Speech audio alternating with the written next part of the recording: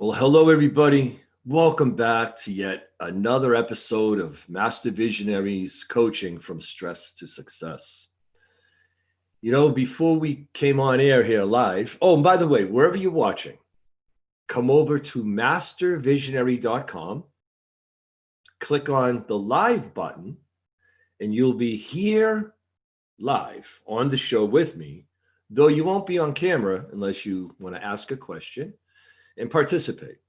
But this is the time to come on over in live, real time and get your question answered, whatever it may be. Anything that you want a little bit of help with as far as being stuck, being limited, being frustrated and stressed out and all that stuff.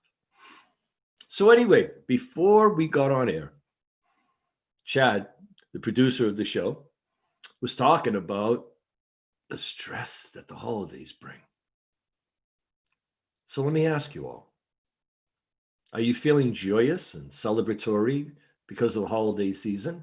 Because regardless of what you celebrate, it's just part of the season, isn't it? No matter what you celebrate, it's all part of feeling that joy, that love, that holiday spirit. Now, my screen just went black. I hope that I'm still on screen. So anyway, what I want to share with you today is, no matter what the deal, no matter what the situation, no matter what is going on in life, everything is about your reaction to it. Okay. Now, what happens, thank you, Chad. What happens is that when we have reactions, and this is where I say your past is holding your present hostage. Those emotional reactions are basically habits. Okay. So when I talk about your past holding your present hostage, I'm talking about not the 80-20 rule, the Pareto principle.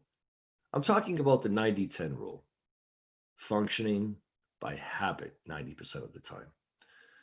Do you know that 90% of the time, the things you think, the things you say, the responses you have verbally, and the emotional reactions you have to situations have already been done? Those are habitual reactions, habitual statements, habitual thought patterns. Only 10%, generally, with most people, of their thoughts, their conversations, their actions are new and unique and different. So, when Christmas rolls around, when Hanukkah rolls around, when whatever the hell you celebrate rolls around, when Valentine's Day rolls around and you're not with someone or you're not with the person you really want to be with, your birthday rolls around, you name it. When something comes up, no matter what it is in life, something traumatic and some adversity or challenge or difficulty, what's coming out has already been done 90% of the time. So how do we change this? Well, first, with honesty. Most people start with intention. They say, well, you have to have intention. You have to intentionally start focusing on what it is you desire, and etc. No. You can't have clear intentions until you're honest with yourself, folks. So what we need to do is first apply raw, open honesty with ourselves. Open it right up. No hiding, no denial, no rationalizing, no justifying, just honesty. Own it, whatever it is. Okay. Once you're honest, you can become aware. Now, once you're aware, you can have more insight as to where your shortfalls are, where your shortcomings are, where your limitations are, without rationalizing and justifying them, because that's denial, but being honest, okay? So though things could be worse, they could also be better. So we want to be really honest about our situation in order to assess it properly so we can start moving forward with new habits.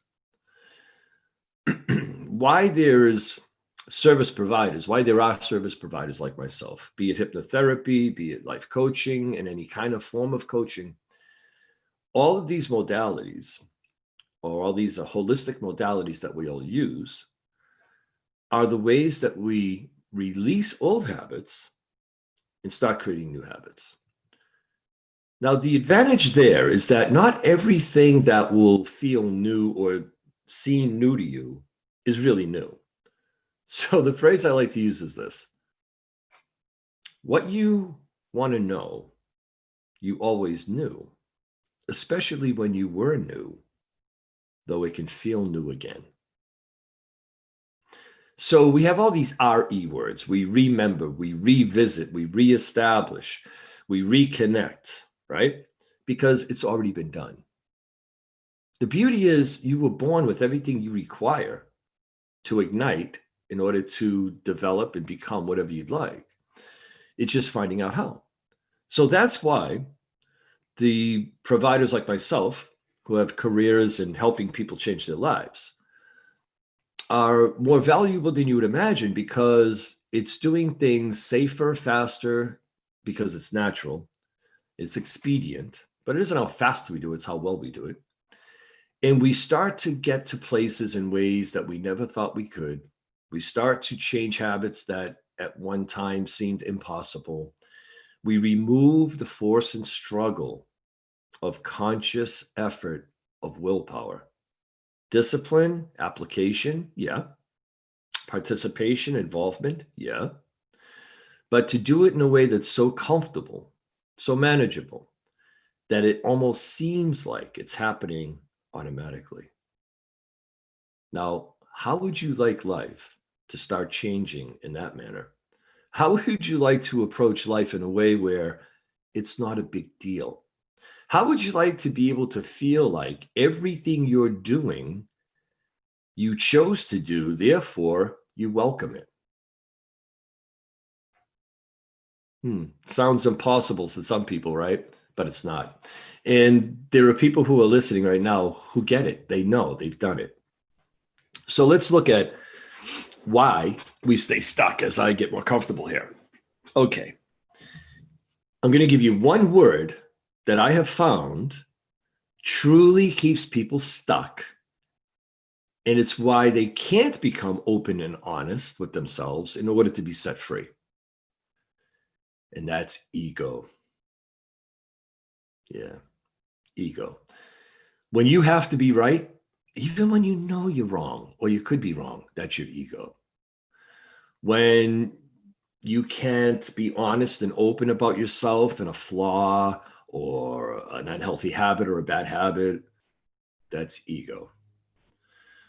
When you're unable to look at things neutrally, without judgment and opinion, that's ego. So when we manage what is ego, then we start managing our lives so much better than we ever could. We get to that place where it just doesn't matter. So what if I was wrong? So what if what I was taught wasn't the truth, even though I did it for 30 years?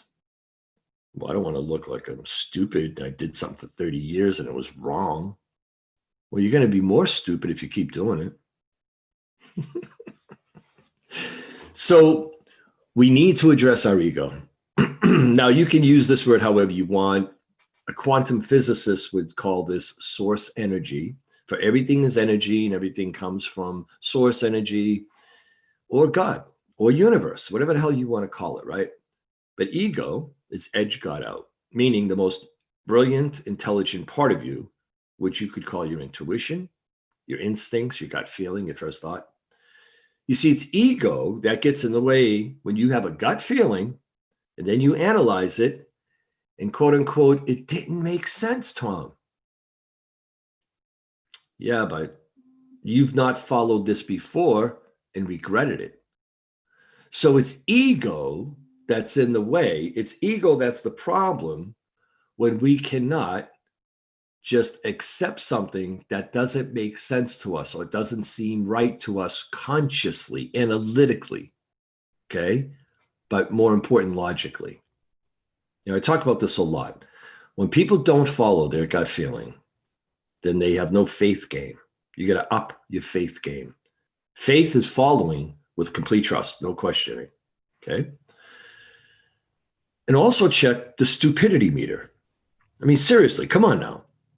How stupid must we be if 1, 10, 100, 10,000 times we had a first thought or a gut feeling and we say, but it didn't make sense, and we don't follow it and then regret it? How many times do you have to have regret before you realize it was an experiment and the experiment keeps failing? To follow the experiment properly was, I have a thought and a feeling. I don't have to know why or how. I'm just going to follow it. And when you do, and I can tell you this because it changed my life dramatically, significantly. Stress? Nah, you don't deal with much stress at all. Better outcomes? Absolutely. Things that will happen that you couldn't make happen on your own. So the whole idea here of the From Stress to Success program, that is the way to release yourself from being held hostage, is that everything that's going on between your ears that's causing problems, that's creating tension, is stress, right? Now, we know even metal can have stress fractures, but emotionally, stress affects us. Mentally, it affects us. Physically, it truly affects us, and behaviorally. So my question to you would be, what would it take for you to be able to sidestep your ego and to be able to start taking a different approach to this thing we call life, which is nothing more than experience after experience, experience after experience, all trial and error. That's it. So what would it take for you to be able to step to the side, to step out of that ego in order to start following the feeling that you can call whatever you want, comes from wherever you want. But remember, all living things other than humans function perfectly on instinct alone. And yet when we instinctively have a response, a feeling, a thought, we don't follow it as a whole, generally. To me, that sounds stupid, right? So if all of nature, everything out there, survives in its perfect balance instinctively, why aren't we following our instincts? Why aren't we following that intuition, that gut feeling? Excuse me. So we have to be honest. Then we can be aware of ourselves. We open and address things. The other part is to remove judgment. How can you be honest and positively adjusting your approach if you're judging yourself? Now you're just going to be in battle, in conflict. I believe that we have the ability to judge just to see what we'll do with it, because we shouldn't be judging anything or anyone. So if you say, I'm my own worst critic, you're using judgment on yourself. Wouldn't it be better to say, I'm my own best supporter? Nobody treats me better than me. Nobody loves me more than me. Nobody will be as honest with me as me. Nobody holds myself to high standards like I do. But I'm also very forgiving and kind and compassionate and loving, just like I would a good friend. That's how I treat myself. You're going to see your life change when you just take that approach. So one way to get there sooner and quicker and easier is to not think you're what's in the mirror. What's in the mirror is just this physical thing that you're using in a physical life to drive through life. It's your vehicle. But you see, the person in the mirror is the present moment self who knows better. Meaning, when you do something stupid, you do something habitual, you do something routine, and you look at it and you realize, well, that was dumb. That's not you doing it. And the way you can know it's not you is, I would say, well, do you know better? Yeah. Do you know what you should be doing? Yeah. Then it's not you. It's you having to deal with what younger versions of you initiated and started and became conditioned by. So when you realize you're the supervisor, you're the guide, you're the coach to all parts of self, and when habits arise, emotional habits, thought pattern habits, anything that comes up, you just pause and observe it as the manager and think, ooh, okay, So there's a younger part of me telling me how he or she feels, reminding me of what the reaction was when that happened. You see, when the same or similar situation ever comes up in life, you're going to react the way you did when it first happened. That's why when you're 20, 30, 50, 70, you think, but I acted like I was 7. Mm-hmm. Because your mind went right back to when you were 7 and it reacted the way you did when that first experience happened. It's association. Okay.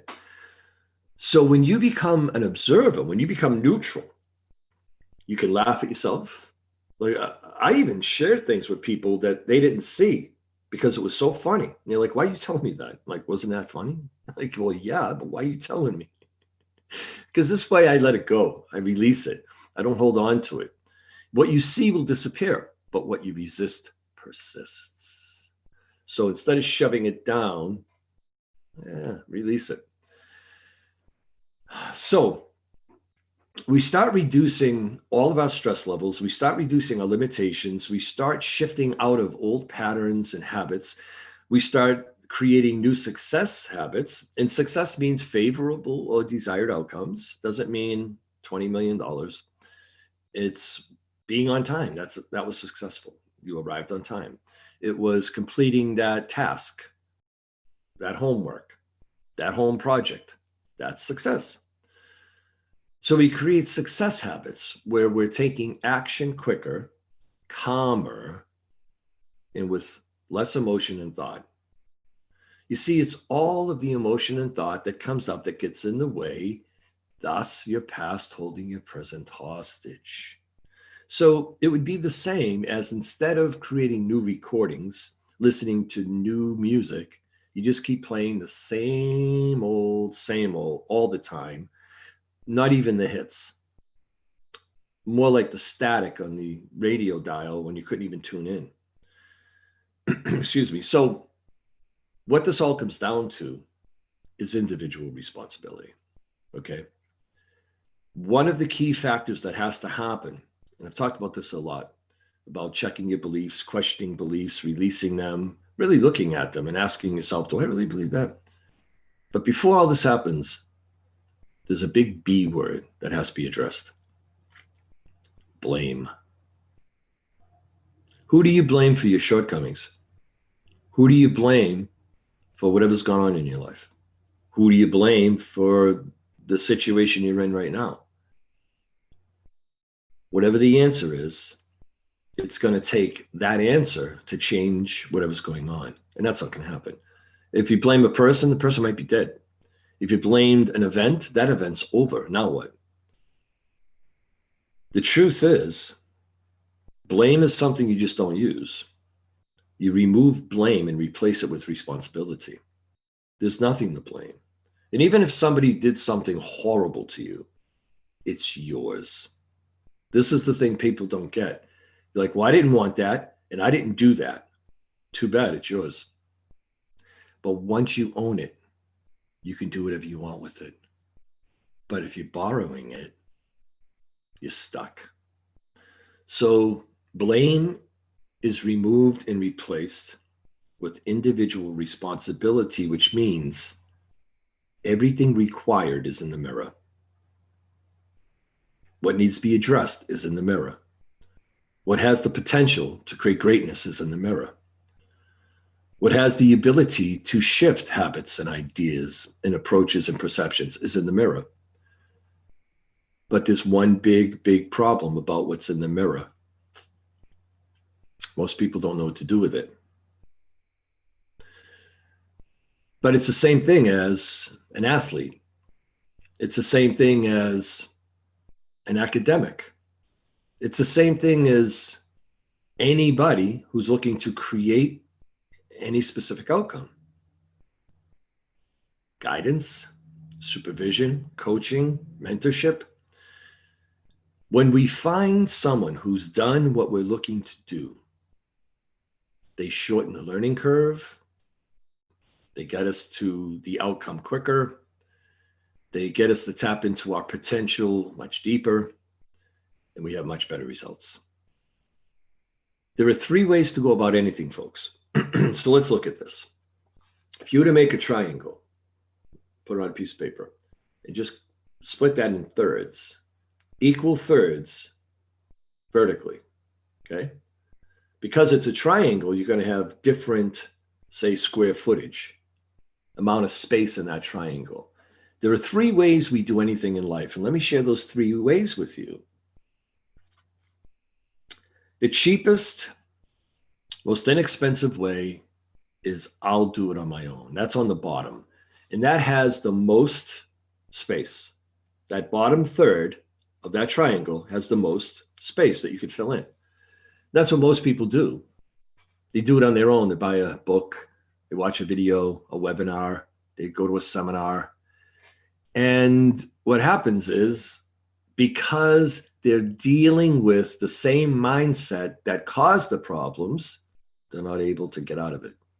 Like Einstein said, you can't solve a problem with the same mind that caused it. So you spin your wheels, you don't get ahead, you rationalize and justify your limitations and being stuck. Now, the most expensive way you do this is somebody who do it for you. Your roofer, your electrician, the auto body shop. You just drop it off and it's done for you. But you pay the most and you learn nothing. So the most important thing, what's in the mirror, doesn't get affected at all. You just get an outcome, but you don't know how to do it. And next time you'll have to hire someone to do it again. But what we're talking about here, it can't be done for you. Nobody can think for you, feel for you. Nobody can live for you.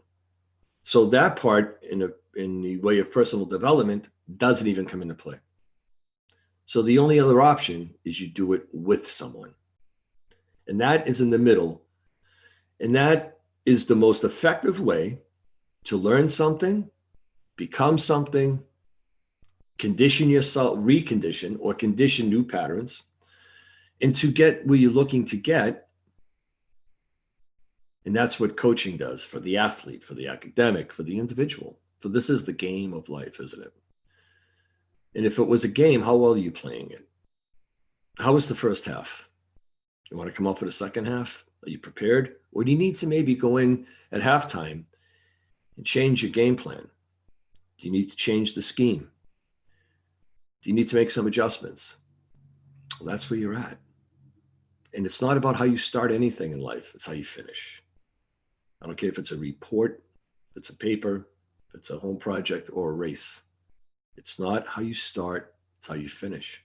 And it's also not how fast, but how well you do things. So doing it with you. This is why in the last, I would say 3 to 5 years, and it's supposed to be multiplied and multiplied for the years to come, where coaching has become so popular because it's that important. But it's not for everybody, by the way, because the thing is this, it always comes down to what's in the mirror. You know, doing it for you is one thing, but doing it with you doesn't mean it's done for you, right? The words aren't even in the phrase. So when it's done with you, what you get is guidance, what you get is insight, what you get is support. Instead of having the instructions all on your own, you have somebody going, well, this is what those instructions mean, and here's how you need now to go do that. So the doing is still always on us. I have a coach, doesn't hold my hand, supports me, gives me insight, different perceptions, but it's up to me then to go out and do whatever I'm going to do, right? But you're able to go do it with less stress, more belief, more confidence. And when things happen, you start to gain momentum in order to move forward so much faster. Hey, so listen, let me share this with you again. Wherever you're watching this, whether it's on YouTube or Facebook or wherever the heck you are, come over to mastervisionary.com and you can interact live. And let me share a few different techniques with you. Be the one who's bold enough to be honest and open and to come on over and get a little direction as to how you might be able to set yourself free, or at least start. You see, there are keys to locks, right? And we are shackled. We're held hostage by thought and feeling. It's non-physical, but it creates physical limitation. So when you're limited here, you're going to have physical limitations in life, right? Your income, your social circles, all of it. And even the things you learn to do for yourself. So we can live in limitation, or we can start setting ourselves free. But here's the peculiar thing. There are people who say, well, show me the techniques. Okay. There's the video. There's the PDF. Read it, watch it. There's the key. But imagine if somebody gave you the key and you didn't know how to use the key. And you were pushing it onto the metal shackle. You were putting it sideways into the lock and it doesn't fit. You turning it backwards, trying to fit it into the lock. And you're like, this doesn't work. That's what happens a lot of times when people do things on their own. They think it doesn't work because they don't know how to use the key. They don't know how to apply it. But when you do it with someone who knows, and please find someone who is the product of their work, who has walked their talk, who is the outcome of what they're going to share with you. When people say, do you listen to your own audios? I would hope so. They work. They've helped people in 75 countries. Of course, I listen to my own audio sessions. So please find someone who has done what they're telling you that their program will do for you. Okay? So silly. People tell you what to do and they never tell you how to do it because they've never done it. So when you find the key, you have to know how to use the key. Once you know how to use the key, you're never locked again. Once you have a key and know how to use it, I don't care how often you're handcuffed, you just unlock them. I don't care how often you're shackled, just unlock it. Because we will get locked up sometimes. We will be limited sometimes.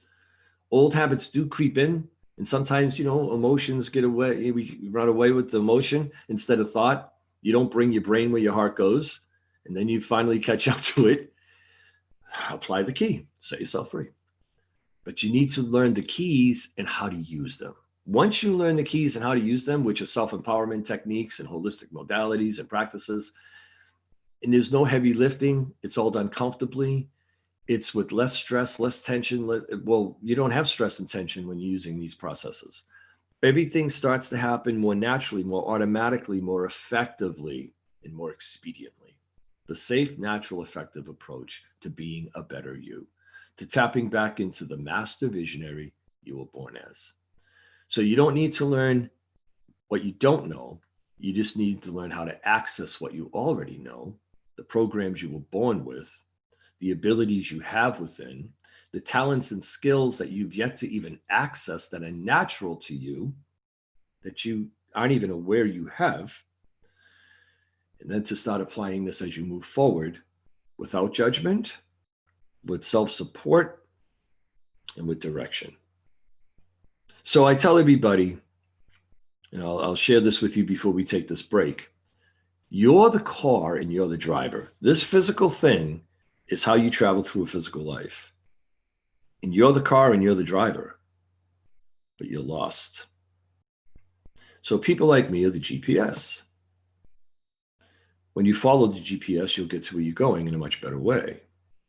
But you could also say, no, I'm not taking a left. Fine. Nobody can do it for you, you see. It all comes back to the same scenario. You are the car and the driver. You must be the one driving. But when you have direction and support, and you can just press the button and know that it's the next left or it's 100 yards ahead, no matter how dark and how stormy it may be, you'll get where you're going comfortably. So wrap your head around all that. Come on over to mastervisionary.com, click that live button at the top of the page. Come ask me whatever questions, post whatever comments. Let's interact here. And when I come back, I'm going to talk about holiday stress a little bit more. We'll see you in a minute. Are you a CEO or an executive suffering from unbearable stress? Do you feel like you're burning out and your leadership skills are suffering? There's good news. You're only 12 weeks away from turning it all around. The Master Visionary Coaching Program gives you all the resources to do so with less effort than it takes to load your groceries into your car. The Master Visionary Coaching Program is by application only. Apply now at mastervisionary.com.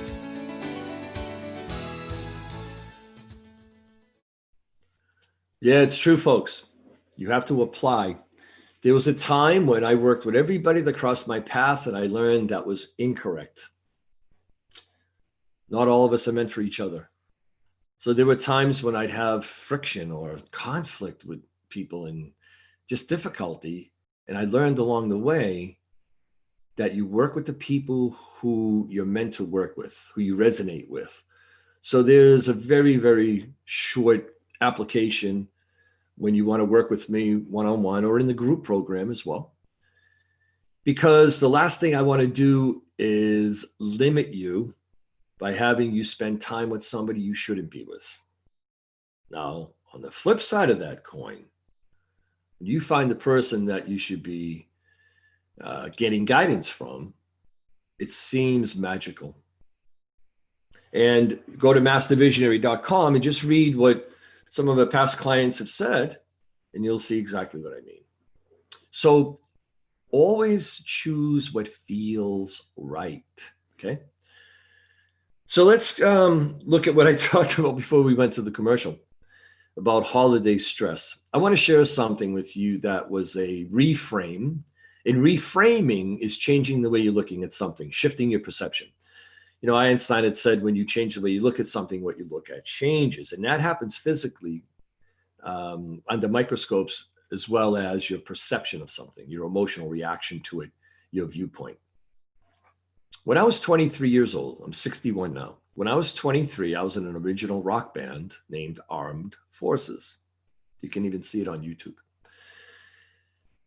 We were poor, broke musicians. We lived in a really dumpy house down on the South Shore of Massachusetts.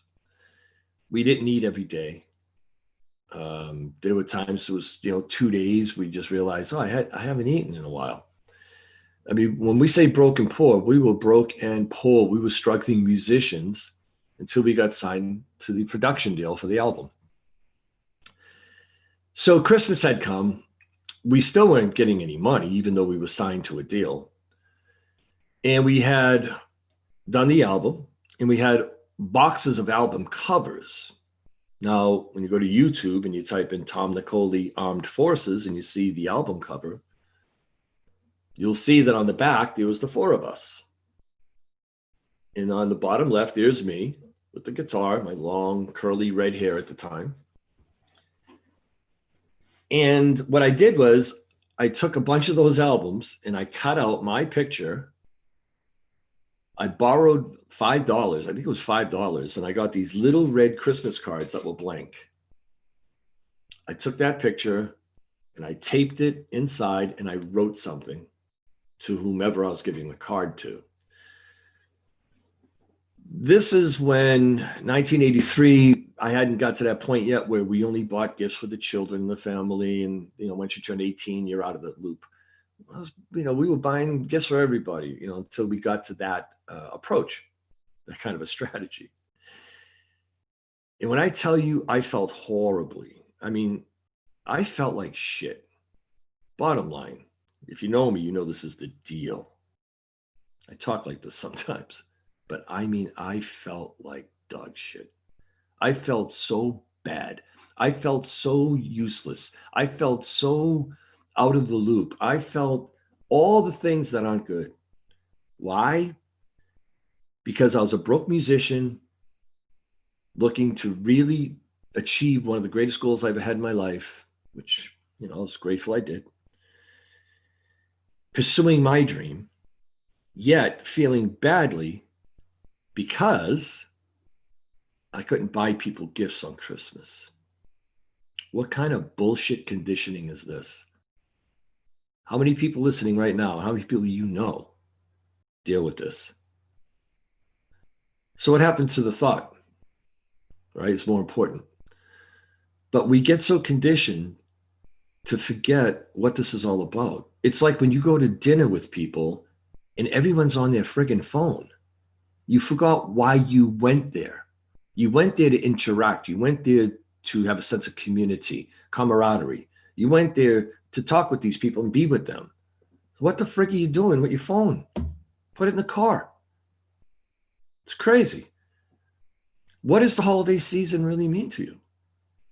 It should be, if you're not a Christian, it should be kindness and decency. It's a reminder, to be a little better than you've been all year. Or hopefully most people, right? So we forget the meaning. We forget the purpose behind it all. But here's the thing. That small little card, people commented on more than anything I ever gave out. They thought it was so special, so unique. It was so different. Yet I was just trying to escape. I was just trying to get through it. So I learned a big lesson then, a real big lesson then. What is the point? What's the purpose? What's the reason behind it? So whatever's stressing you out, whatever's freaking you out, whatever's causing you illness and disease even, what's it all about? What's driving it? Are you missing the point? Are you focused in the wrong way? Are you looking at things materialistically, or are you looking at things with true substance? True substance is the emotion. True substance is time.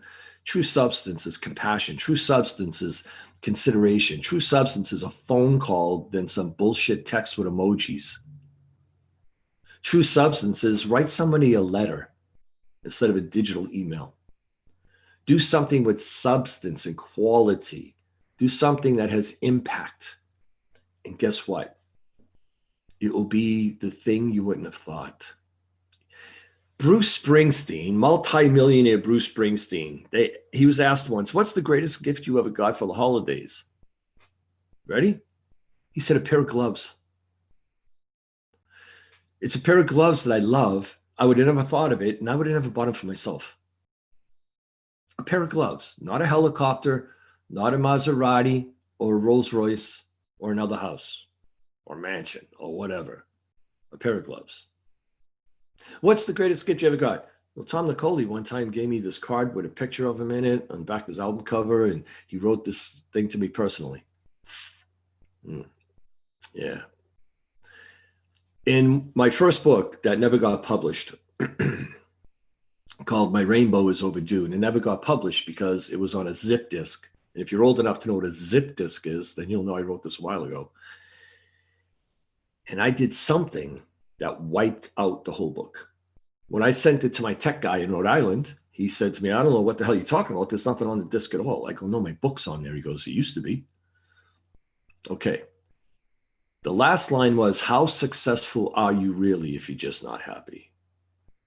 And the way I made the point in the book, and I used the F word in the book, a genuine hug is better than a cheap F any day. You can have a one-night stand and have a blast. Lacks substance. But when somebody hugs you and they mean it, and you feel that embrace, that energetic connection. So this is what I'm talking about. Take that example and bring it to gift giving. Bring it to how you invest in other people. Is it you just buy them stuff? You send your secretary out to buy a gift for, your spouse or your kids? Come on. Or is it something that you're invested in, something that you thought about? Or is it just giving them time? Just talking with people. There's a conversation that goes on in my profession by a couple of guys, because one was from Utah, one was from California. I was in Vegas doing a talk. So I said, well, why don't you guys come on out to Vegas? We'll have dinner, because they wanted to ask me some questions about some things, do some consulting. As we're walking up to the strip, over to the Paris Hotel, I see somebody homeless, and I just walked over and sat down and started talking to the person. These two guys still talk about this, and that was about 15 years ago, because they couldn't believe that I actually sat down and just talked with this guy. But what I've learned along the way is any of us could be there real quickly. It used to be when I was a little kid, You call them bums or winos, because usually they have an alcohol problem, they end up in the street. Well, guess what? The vast majority of people are 3 paychecks away from being on the street. Or they say a $600 expense can maybe make you homeless. Think about that now for a moment. 3 paychecks. If you didn't get 3 paychecks, you might be on the street. You might be homeless. And the way people treat homeless people is disgusting. The way people treat each other sometimes is just disgusting. So the quality comes from substance. So how does this play into master visionary coaching? How does this play into being a better you? How does this play into tapping into your potential? Well, it's a different approach to everything. It's realizing that your focus isn't on the brass ring. It isn't grinding and pushing to get and have and get and have. No. It's understanding that with less effort, less time, more substance, more quality, you can actually get more of what you're looking for than the way you're going about it. How do I know that? I did it. Awake 20 hours a day for a year, working 3 jobs. And 1 year later, I wasn't ahead because I was still in the ego. Remember the ego part? I got to work it out. I got to figure it out. I. And I didn't understand why adding a 3rd job, which was my career, to my music and then working as a dental technician, doing full mouth reconstruction dental technology. How come after a year I wasn't ahead? I had no more money in my account. I didn't have more stuff. I was still living in the same place because I was counting on me only. But when I stepped back and learned and started reading and listening and shifting, I realized I was going against nature by going against universal law. And I mean as real as the law of gravity. There are universal laws that when they're learned and when you work within them and you apply the techniques that help you do this, then life happens the way it was supposed to. But I believed because someone told me, you work hard to get through life. Yeah, I don't think so. You work smart. You don't study hard, you study smart. You don't work hard, you work smart. You don't live hard, you live smart. Hard is going up the river against the current. And then people think that's wonderful because they go, I made it. And I'm thinking, yeah. And what did you get? You went back to the beginning.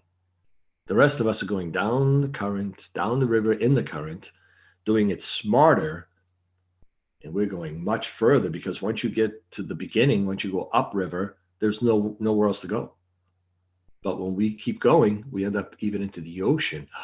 Now it's a whole nother big experience. So these are the metaphors, right, that you can use in your life. You want to keep going upriver, or do you want to go downriver and end up in the ocean where it's free sailing, where you can go anywhere at all? So folks, there's a lot to it, isn't there? The simplicity is you got to get honest in order to be aware. Then with assessment, not judgment, you look at the things you believe, the behaviors you have, the way you've been going about things. You know that saying, well, how's that working for you? If it hasn't been working, it needs to be adjusted. The next step is, well, how do I go about it now? What are the ways? And you find either on your own, good luck, or you get the guidance, you get direction, you get assistance, you get support, and you get to wherever you're looking to get a lot easier, a lot quicker, a lot better. So, what now? We hear stuff all the time. This isn't new. You've heard things like this before. Why haven't you done anything? So what now? I like to use a lot. Yeah, but you don't know, so what? What now? But it was so devastating, you don't understand. So what? What now? Because that's you being the, not even a good warden, but that's you creating your own misery, which is what people do. I used to watch my dad do it. I'd watch my dad sit there thinking he's looking at a television, but he wasn't. He was looking through it. And you have an ashtray on the arm of the couch, a cigarette, a Lucky Strike.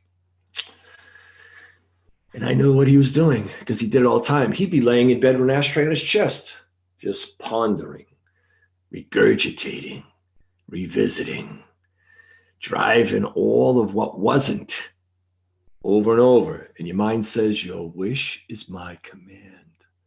I don't have, I didn't get, your wish is my command. This is one of the problems. Whatever you focus on expands. You make a mountain out of a molehill. Whatever you think about, you get more of. You get what you give. And what you're giving is the thought and feeling of the energy you're putting out, and it's going to bring back what you're focused on. Do you ever wonder why the same shit keeps happening? Have you ever wondered why the same limitations continue? Excuse me, have you ever wondered why with all that effort and all those hours, nothing changes? This is why. Because you're not focused on the outcome.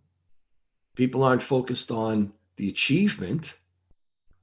They're focused on the experiences they've had that interrupt the outcome, that prevent and impede the outcome. What was doesn't matter. It's only for assessment, for contrast. It allows you to know what you do want when you find out what you don't. But if you keep focusing on what you don't want, you're just going to keep getting it. These are the simple principles that are truth. Capital letters, truth, the truth. Not your truth, the truth. So when we sit and repeat and revisit the same conversation that was, we can only get the same result. But the beauty is you have free will. You can decide no more. I'm done. See, I got to that point because my ego said, but you're smart. You proved it in school. School was a joke. So I have to figure it out. Then I can say, see, I did it. How dumb. That was so dumb. Now I just say, yeah, that happened. Or, yeah, it worked out. Because it's not all on me. And it happened so much faster and better than if I just counted on me. So once I got out of the way, because that's what we talk about, folks. We say, get out of your own way. Well, that's all the analytics. That's all the calculations. That's all the ego. Get out of your own way. There's something that breathes you. There's something that beats your heart. There's something that creates new cells in your body. Every 1 to 3 years, within 3 years, other than your brain and heart, you have all new cells. So when you say, I don't change, well, yeah, you change. Literally, physically, biologically, you change. So to resist change is resisting nature. That's the other part. You have to allow and embrace change. But back to what I said before, all the RE words, revisit the natural ability to want change. Because if you ever were held back in school, or you didn't get to participate in something, or you were left out, and you had to keep doing the same thing, you would have felt punished. Of course you wanted change. It was unnatural not to. But what happened was you got responsible. You became an adult. What I have found is that when adults become responsible, that's when they get stuck. That's when they're screwed to the wall. And they do it themselves because they listen to what other people say, what other people tell you it's supposed to be, their beliefs. Here's how life goes and here's how it works. How well did they do? Because even if they made $100 million and they worked 100 hours a week, I know people have done that and they've only worked like 5 hours a week because they did it smarter. So what now? I could talk to you for 5 days. I'm going to talk about the same stuff. It doesn't change. And that's the other part. Avoiding the truth, looking for something that doesn't exist. So what now? The choice is we stay stuck, we stay limited. The choice is we remain where we are and we just die with regret and misery. Or the choice is be where you are. I don't tell everyone they should change their lives, only if you don't like it. But if you like what you're doing, love it, embrace it, live it. Why not? Good for you. If you found what works for you, good for you. But most people, they're accepting compromise. They're accepting limitation, and they're justifying it. Now, I'm not saying that you should be living in a mansion, because quite frankly, I don't want to have to walk from the bedroom to the kitchen in a house that big. And I'm not saying you have to have 30 cars in your garage or 25 guitars like I have. But if it's something you can do and something you enjoy and like, do it. But please understand, you're only looking for what makes you happy, not to own all the shit in the world. Yeah. How happy are you? If you're not happy, you're not successful. So are you happy or are you complacent and content? Are you happy, satisfied, and fulfilled? Or are you just getting by, pushing through it? We're not here to grind and die. Folks, we're just not here to do that. That's not the deal. It's just some shit we taught and believed or perceived and accepted. But the truth is you're a master visionary. There's a master visionary within all of us. And it's finding what that is and tapping back into it. So I'm going to end here a few minutes earlier than our show usually ends. And I want you all to really look at this. I want you to think about it. And I'll tell you what I'll do. You contact me and say to me, I watched your show and I'm done. Type that in the subject line in the email or in the form. I watched your show and I'm done. When I see and I'm done, then I'll know you watched this. And for my holiday joy, I will offer you a significant consideration to jump into this program and work with me for 12 weeks, change your life. But you're going to have to contact me to find out what that is. Okay? Chad, I want to thank you for producing and being there to have my back. Yvette Cohen of YCN Media, awesome company, wonderful woman, and everyone else that's been involved along the way. But folks, look, gear up now, gain some momentum and start 2021 ahead of the game. And use the season and the beginning of the year as a checklist. What did you do all year? Regardless of the frickin' pandemic and the current situation, there are people creating massive success even during this climate. So, what would you like to do? What would you like to see change? And where would you like to get in life? Be the master visionary you were born as. And contact me. Maybe we'll work together and I'll show you the way. But in the meantime, I wish you well. Merry Christmas to you all. And that message comes with just the joy and love of the season to everybody, no matter what you celebrate. And I look forward to hearing from you. And meanwhile, go out there now and make it a great day. Thank you for watching the Master Visionary Show. Join us every other Tuesday at 12 p.m. Eastern Standard Time to remove the blocks that are keeping you from living a healthy, wealthy, and happy life.